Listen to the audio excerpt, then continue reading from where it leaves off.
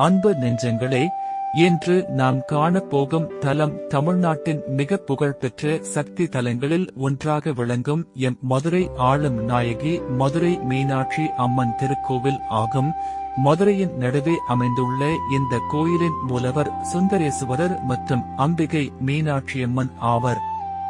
இக்கோயில் தமிழ்நாட்டில் உள்ள 366 மீனாட்சி சுந்தரேசுவரர் கோயில்களின் மூலக்கோயிலாக உள்ளது. இத்தலத்தில் முதல் பூஜை அம்பிகை மீனாட்சிக்கே செய்யப்படுகிறது.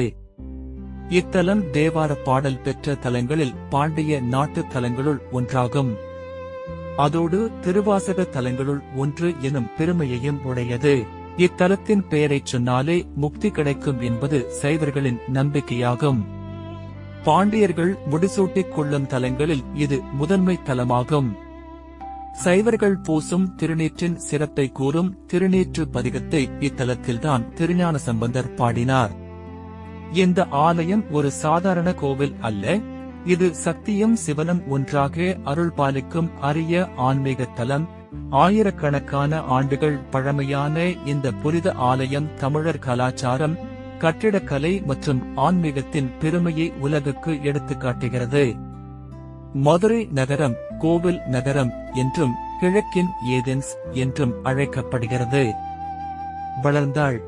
இந்த ஆலயத்தின் புராண வரலாறு: பழங்காலத்தில் மலையத்வஜ பாண்டிய மன்னரும் அவரது மனைவி கஞ்சனமாலை தேவியும் சந்ததி இல்லாமல் துயரப்பட்டனர்.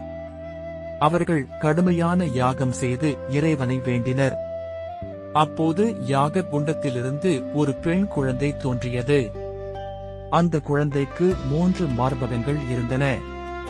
அதை பார்த்த மன்னர் துயரப்பட்டார்.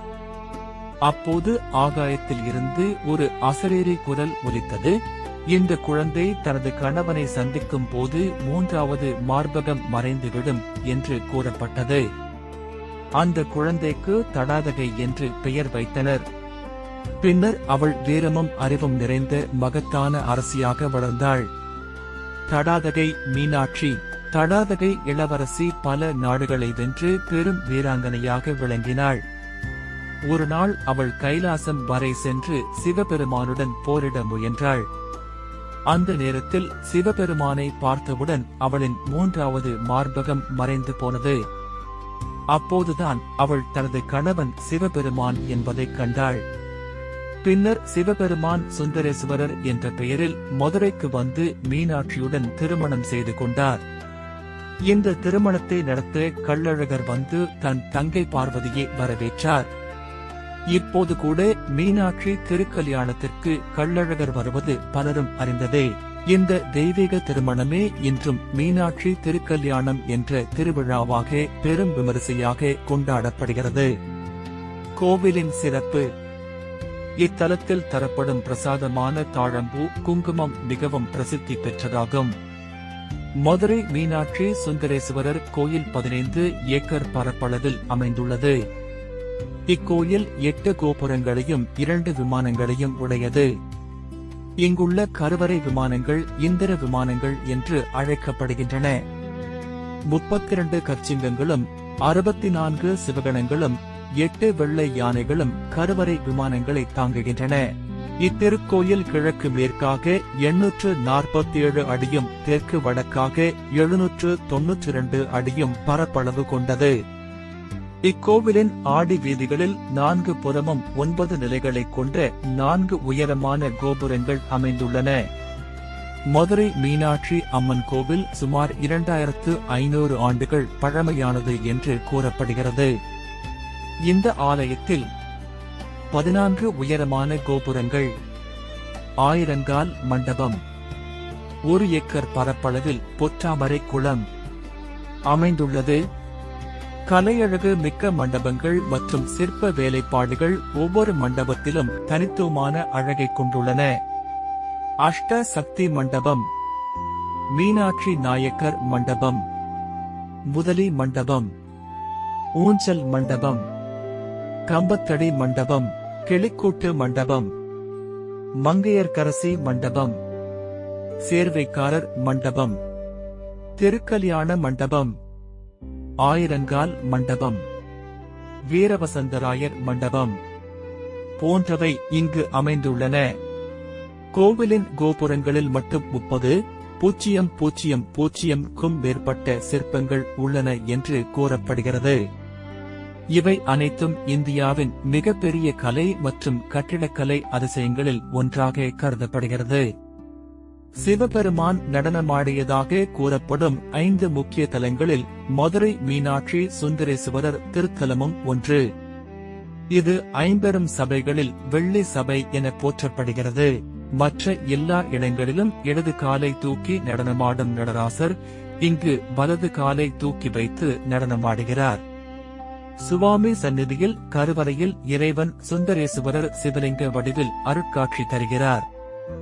இது கடம்ப மரத்தடியில் தோன்றிய ஒரு சுயம்பு லிங்கமாகும். இங்குள்ள மீனாட்சி அம்மன் சிலை மரகத கல்லால் ஆனது. எனவே மீனாட்சி அம்மனுக்கு மரகதவல்லி என்ற பெயரும் உள்ளது. மேலும் அங்கையர்கண்ணி, தடாதகை, கோமளவல்லி, பாண்டியராசகுமாரி, மாணிக்கவல்லி, சுந்தரவல்லி என்ற பெயர்களாலும் அழைக்கப்படுகிறார். ஈசனின் 64 திருவிளையாடல்கள் மதுரையிலேயே நடந்ததாக வரலாறுகள் தெரிவிக்கின்றன. சுவாமி சந்நிதி பிராகாரங்களில் 64 திருவிளையாடல் காட்சிகள் சிற்பங்களாக காணப்படுகின்றன.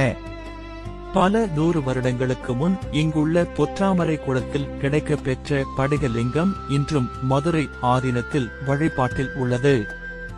மதுரையில் உள்ள மீனாட்சி சுந்தரேசுவரர் கோயிலில் மீனாட்சி அம்மனை வழிபட்ட பின்பு சுந்தரேசுவரரை வழிபடும் வழக்கம் நீண்ட காலமாக கடைபிடிக்கப்பட்டு வருகிறது. அம்மையும் அப்பனும் இணைந்து அருள் தரும் தலமாகும். மீனாட்சி அம்மன் திருமேனி.